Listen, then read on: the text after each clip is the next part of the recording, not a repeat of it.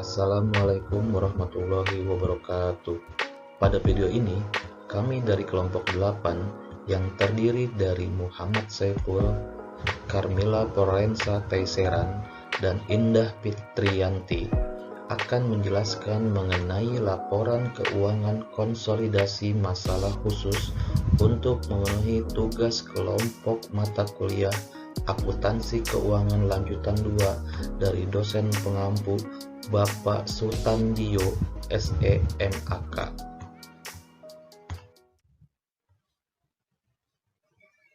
Pengertian laporan keuangan konsolidasi masalah khusus. Laporan keuangan konsolidasi masalah khusus adalah laporan keuangan gabungan antara perusahaan induk dan perusahaan anak, di mana dalam laporan keuangan tersebut terdapat masalah-masalah khusus dalam pembukuan laporan keuangan induk dan anak.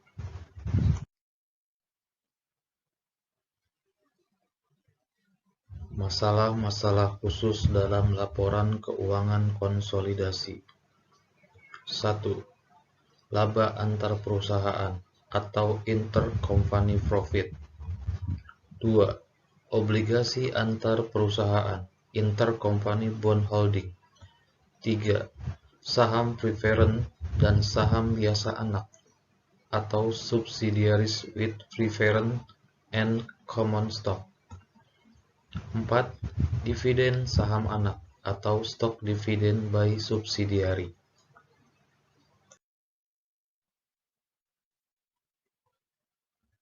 1. Laba antar perusahaan atau intercompany profit. Tujuan dan konsep dalam penyajian laporan keuangan yang dikonsolidasi, laba rugi yang timbul sebagai akibat adanya transaksi antar perusahaan dalam hal perpindahan pengelolaan seperti menjual atau membeli barang dan jasa tidak boleh diakui. Di dalam laporan keuangan yang dikonsolidasi, laba rugi serta kenaikan atau penurunan nilai barang, jasa, maupun harta tak bergerak yang telah diakui oleh masing-masing pihak harus dihapuskan atau dieliminasi. Laba antar perusahaan dibagi menjadi dua, yaitu A. Laba atas sediaan, B. Laba atas aktiva yang disusutkan. Laba atas sediaan. 1. Penjualan yang dilakukan oleh perusahaan induk yang memiliki penguasaan saham 100% atau penguasaan saham kurang dari 100%.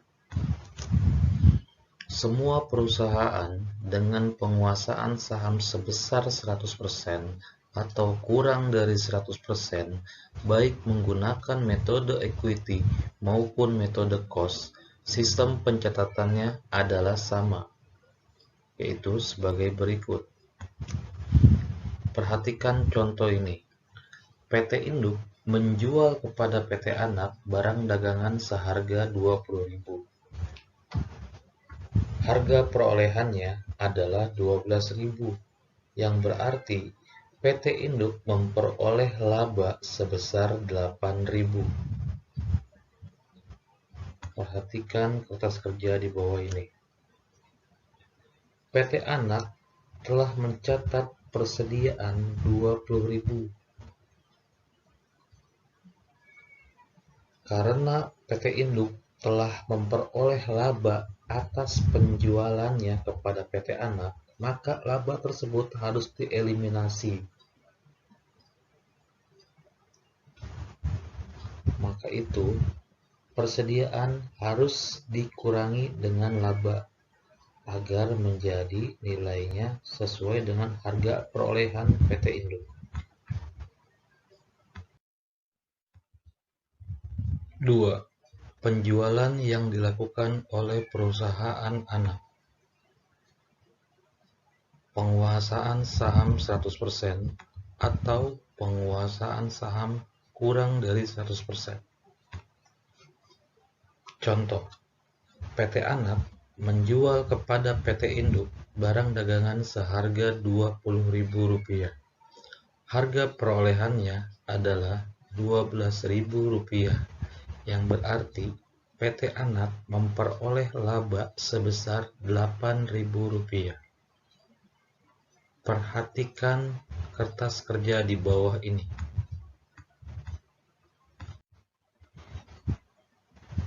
Pada laporan keuangan konsolidasi, laba yang diperoleh PT Anak harus dieliminasi. Pada pencatatan menggunakan metode equity atas penguasaan saham sebesar 100%, laba yang ditahan PT Induk berada di posisi debit sebesar Rp8.000 karena laba yang diperoleh PT Anak diakui 100% oleh PT Induk dan mengurangi nilai sediaan sebesar Rp8.000. Sedangkan pada metode cost atas penguasaan saham 100%, laba yang ditahan PT Anak berada di posisi debit, sedangkan sediaan berada di posisi kredit. Pada pencatatan metode equity penguasaan saham 75% atau kurang dari 100%, laba yang diperoleh PT Anak dibagi berdasarkan persentase penguasaan saham. Jadi, di posisi debit pada saat eliminasi terdapat dua akun, yaitu laba yang ditahan PT Induk dan laba yang ditahan PT Anak. Dan di sisi kredit tetap sediaan. Sedangkan pada metode cost penguasaan saham 75% atau kurang dari 100%, di sisi debit hanya ada satu akun, yaitu laba yang ditahan PT Anak, dan di sisi kredit adalah akun sediaan. Pembahasan selanjutnya, saya dengan Indah Fitrianti akan melanjutkan materi mengenai laba aktiva yang akan disusutkan. Laba aktiva yang akan disusutkan dibagi menjadi penjualan oleh perusahaan induk berupa penguasaan 100% dan penguasaan kurang dari 100%.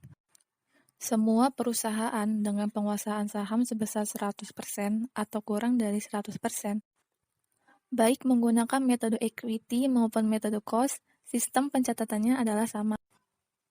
Sebagai contoh, PT Induk menjual kepada PT Anak peralatan seharga Rp14.000 dengan harga perolehannya adalah Rp10.000 dan umur ekonomisnya adalah 4 tahun, yang berarti labanya adalah Rp4.000 dan penyusutan per tahunnya adalah Rp1.000. Maka untuk tahun perolehan, debit untuk peralatan yang dijual kepada PT Anak sebesar Rp14.000 dengan laba yang dieliminasi kredit sebesar Rp4.000, sehingga didapatkan konsolidasi sebesar Rp10.000. Sedangkan untuk akun kredit, di sini akumulasi penyusutannya masih kosong dan jumlah laba yang diakumulasi PT Induk eliminasi debit sebesar Rp4.000. Selanjutnya untuk tahun pertama diperoleh debit untuk peralatan yang dijual kepada PT Anak sebesar Rp14.000, eliminasi kredit sebesar Rp4.000 dan didapatkan hasil konsolidasi sebesar Rp10.000. Lalu akun kredit berupa akumulasi penyusutan dieliminasi debit Rp1.000 dikarenakan sudah memasuki tahun pertama. Selanjutnya jumlah laba yang diakumulasi PT Induk dieliminasi debit sebesar Rp3.000. Jika tadi adalah penjualan oleh perusahaan induk, sekarang kita beralih penjualan oleh perusahaan anak berupa penguasaan 100% dan penguasaan kurang dari 100%. Sebagai contoh, PT Anak menjual kepada PT Induk peralatan seharga Rp14.000 dengan harga perolehannya adalah Rp10.000 dan umur ekonomisnya adalah 4 tahun, yang berarti labanya adalah Rp4.000 dan penyusutan per tahunnya sebesar Rp1.000. Untuk tahun perolehan, debit berupa akun peralatan PT Anak sebesar Rp14.000 dieliminasi sebesar Rp4.000, sehingga didapatkan konsolidasi Rp10.000. Akun kredit berupa akumulasi penyusutan yang masih kosong dan akun jumlah laba yang diakumulasi PT Induk sebesar Rp4.000. Tahun pertama penguasaan 100% dengan menggunakan metode equity. Debit berupa peralatan PT Anak sebesar Rp14.000 Dieliminasi kredit 4.000 sehingga didapatkan konsolidasi 10.000. Dengan akun kredit berupa debit, akumulasi penyusutan sebesar 1.000 untuk tahun pertama, laba yang diakumulasi PT Induk sebesar Rp3.000. Lalu jika kita menggunakan metode cost, debit untuk peralatan oleh PT Anak 14.000, eliminasi kredit 4.000, dan didapatkan neraca konsolidasi sebesar 10.000.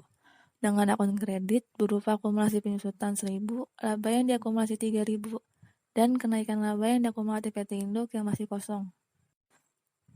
Selanjutnya untuk tahun 1 penguasaan 75%. Dengan menggunakan metode equity, debit berupa peralatan PT Anak sebesar 14.000. Dieliminasi kredit 4.000 sehingga didapatkan konsolidasi 10.000. Lalu kredit untuk akumulasi penyusutan sebesar 1.000 untuk tahun pertama.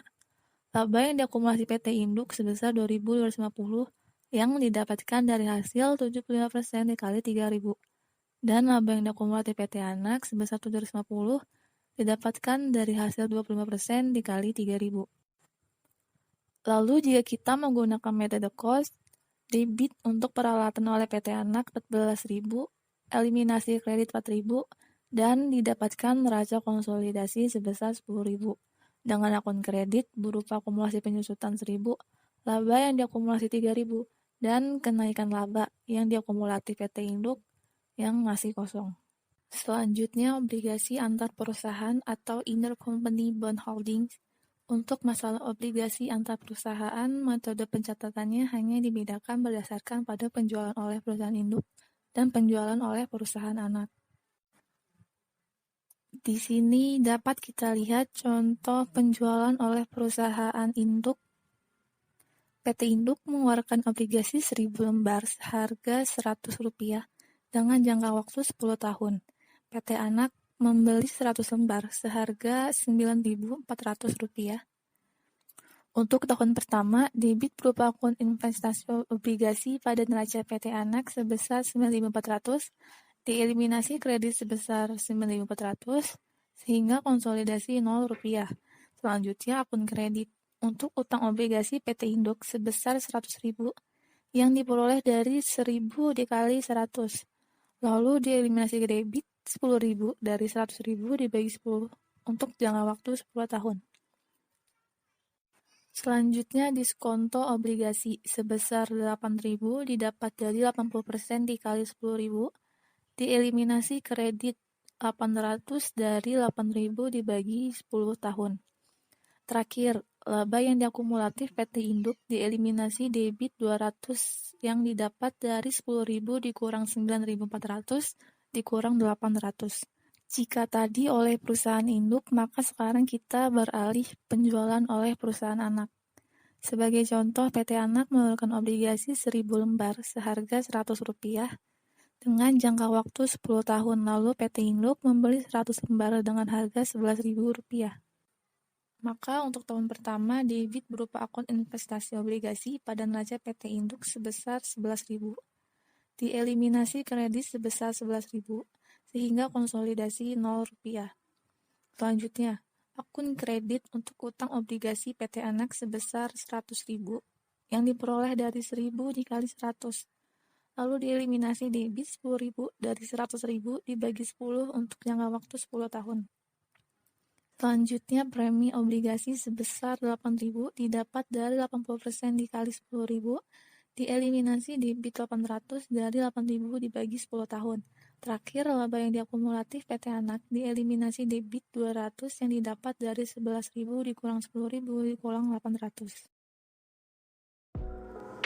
Baik, saya akan menjelaskan slide 13 tentang saham preferen dan saham biasa anak. Sifat saham preferen antaranya adalah 1.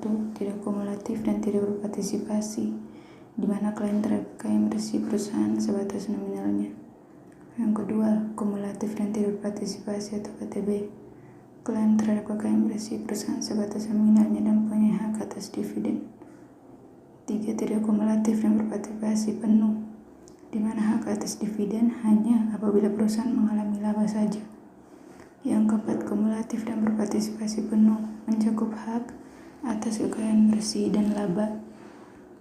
Di sini Di slide 13 ini ada contoh soal.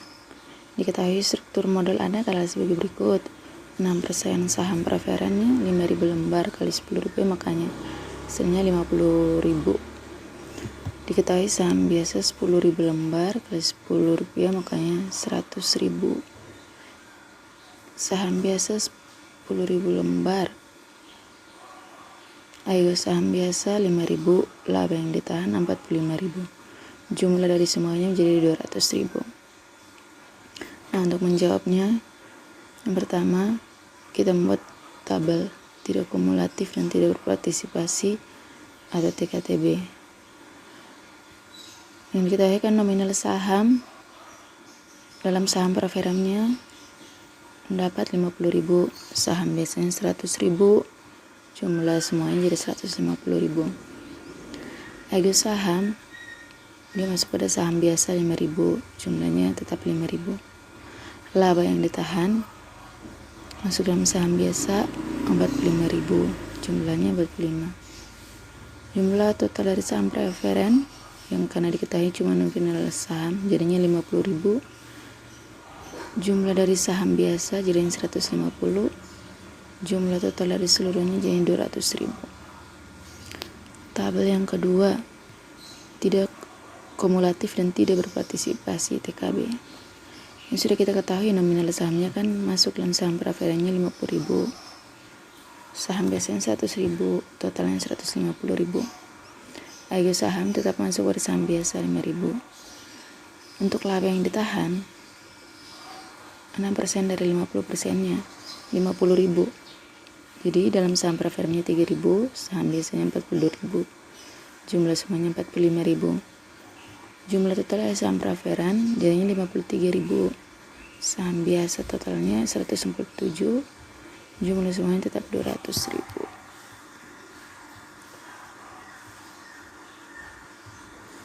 Tidak kumulatif. Yang ketiga tidak kumulatif dan berpartisipasi penuh TKB. Tabelnya tetap sama, hanya bedanya nominal saham, lagi saham tetap sama.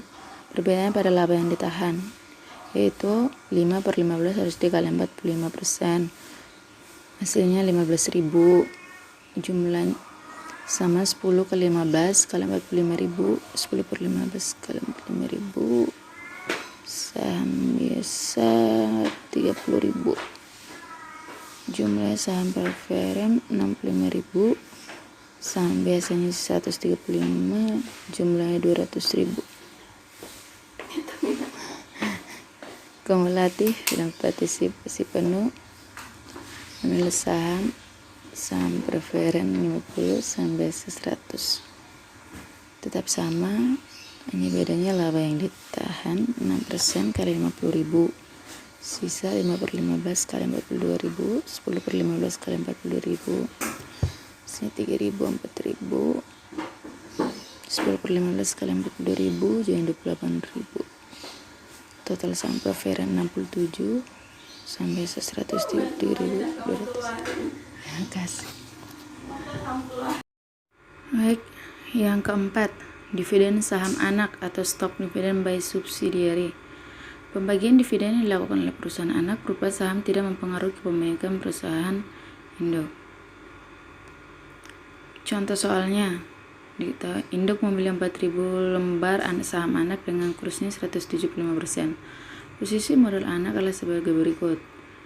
Diketahui modal saham 500 lembar, 100.000 sama dengan 50.000.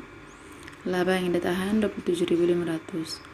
Pada tahun tersebut anak memperoleh laba 12.500 dan membagikan bonus 50% dari modal yang beredar. Untuk menjawabnya, kita menggunakan metode cost, di mana ada debit sama kreditnya. Untuk debitnya, investasi saham anak-anak, itu induknya jadi 70.000. Eliminasi 80% saham modal, kreditnya 40.000. Eliminasi 80% LYD, kreditnya 22.000. Selisih lebih harga perolehan di atas nilai buku saham, kreditnya 8.000.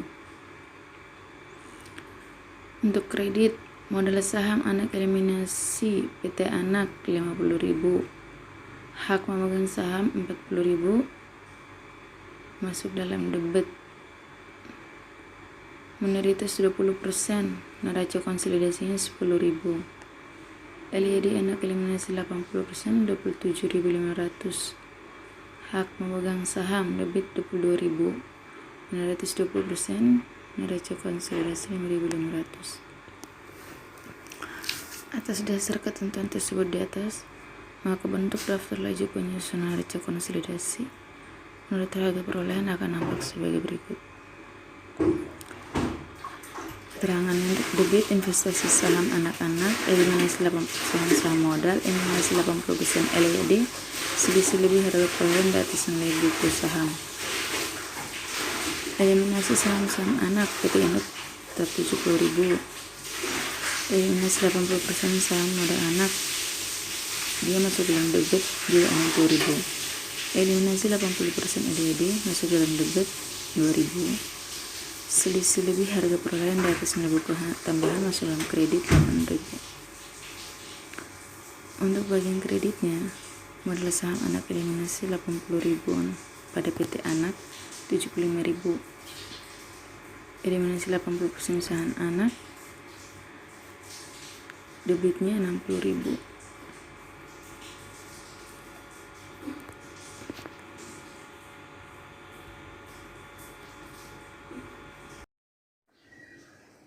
Atas dasar ketentuan tersebut di atas, maka bentuk daftar laju penyusunan neraca konsolidasi menurut harga perolehan akan nampak sebagai berikut. Untuk keterangannya itu debit investasi saham-saham anak PT Induknya 70.000. Eliminasi 80% saham modal. Dalam eliminasi bagian debitnya 60.000. Eliminasi 80% LED. Dalam eliminasinya masuk dalam debit 2.000. Selisih lebih harga perolehan di atas nilai buku saham dalam eliminasi masuk bagian kredit yaitu 8.000. Untuk bagian kredit, modal saham anak eliminasi 80% pada PT Anaknya 75.000. Eliminasi 80% saham anak. Dalam eliminasi masuk dalam bagian debit 60.000. Hak memegang saham minoritas 20%.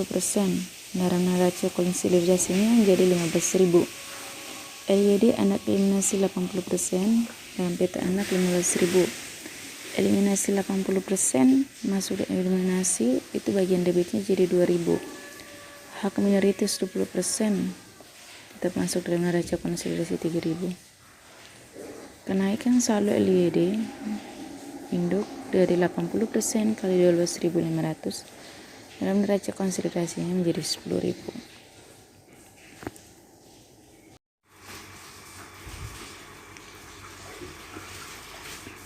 Daftar laju sisa total penilaian saham, metode equity-nya, keterangan debit investasi saham-saham anak PT Induknya 80.000. Eliminasi 80% saham modal, kreditnya jadi 60.000. Eliminasi 80% LED masuk dalam kredit 12.000. Selisih lebih harga perolehan di atas nilai buku saham masuk dalam kreditnya 8.000. Untuk bagian kredit, LED Induk ada neraca konsolidasinya 10.000. Modal saham anak eliminasi 80% pada PT Anak 75.000. Eliminasi 80%, debitnya 60.000. Hak minoritas 20%, neraca konsolidasinya jadi 15.000. Eliminasi LED Anak 15.000 pada PT Anak, eliminasi 80%, pada debitnya jadinya 12.000. Hak minoritas 20%, neraca konsolidasinya 3.000. Jurnal materi equity investasi pada PT Anak. Investasi pada PT Anak 10.000, laba atau rugi bagian PT Induk 12.500 kali 80% pengusahaan, dalam bagian kreditnya 10.000. Sedangkan dividen saham stok dividen dari 400 menjadi 600 lembar hanya dicatat dalam suatu memo. Sedangkan tanda pos dia tidak dividen. Sedangkan dividen saham bisa dividen dari 400 menjadi 600 lembar hanya dicatat dalam suatu memo.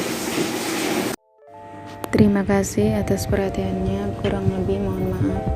Demikian akhir presentasi kami, semoga bermanfaat untuk kita semua.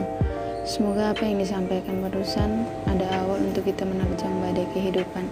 Terima kasih, salam sejahtera untuk kita semua.